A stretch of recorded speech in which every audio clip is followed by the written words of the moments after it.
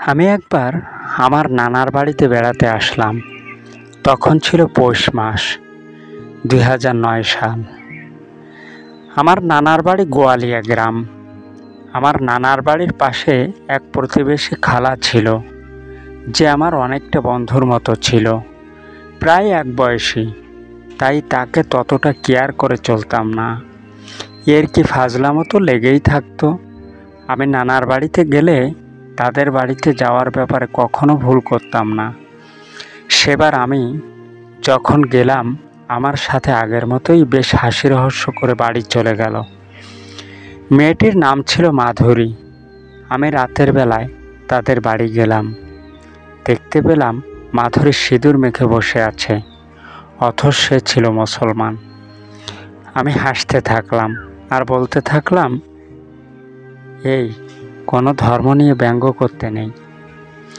মাধুরী তখন আমার দিকে তাকালো, কিন্তু ভীষণ বড় বড় নজর। আমি ভাবলাম, ও মা, আমি আবার কি করলাম? এত বড় বড় নজরে তাকাচ্ছে কেন? আমি ভয় পেতে থাকলাম। আমি ভাবছি, এমন নজরে তো ও আমার দিকে কখনো তাকায়নি, আর সিঁদুর পরেছেই বা কেন? আমার নিকট অস্বাভাবিক লাগতে লাগলো। আমি তার মাকে বললাম, তার মাকে আমি আপামনি বলে ডাকতাম। বললাম, আপামনি, আপনার মেয়ের কি হয়েছে? আপনার মেয়ে অদ্ভুত আচরণ করছে কেন? মাধুরীর পাশে তার মা গেল এবং যে দেখতে পেল তার মেয়ে সিঁদুর পরে বসে আছে। আপামনি বললেন, এই মাধুরী, কি হয়েছে তোর? সিঁদুর পরা কেন? মাধুরী কোনো উত্তর দেয় না। মাধুরীর আব্বুও আসলো, এসে অনেকক্ষণ জিজ্ঞাসাবাদ করলো, কিন্তু মাধুরীর কোনো জবাবই নেই। সে রাতে মাধুরীর আম্মু বললেন তার আব্বুকে, মাওলানা সাহেবের নিকট যান, হুজুরকে একটু ডেকে আনেন।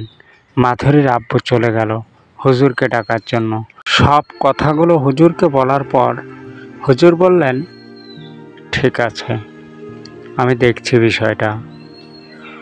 হুজুর উজু করে তার সাথে করে নিয়ে একটি কিতাব আনলেন।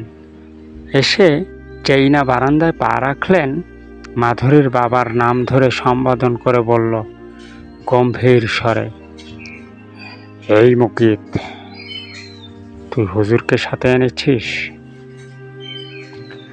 মাধুরীর আব্বুর আর বুঝতে বাকি রইল না। তিনি হুজুরকে বললেন, হুজুর, মাধুরী আমার একমাত্র মেয়ে। হুজুর মুকিতের ঘাড়ের উপর হাত রেখে চোখ নাড়িয়ে সান্ত্বনা দিলেন। মাধুরী ভীষণ উচ্ছৃঙ্খল হয়ে উঠল।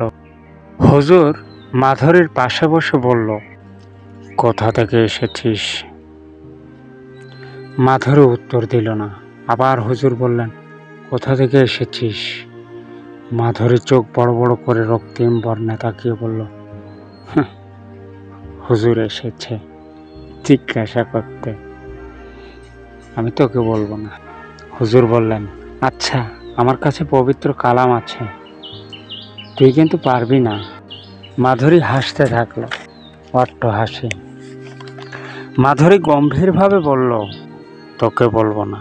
এবার হুজুর কি যেন পড়ে ফুঁক দিলেন। এবার মাধুরী চিৎকার করে কেঁদে উঠে বলল, আমি বলবো, সব বলবো, আমাকে ছেড়ে দে।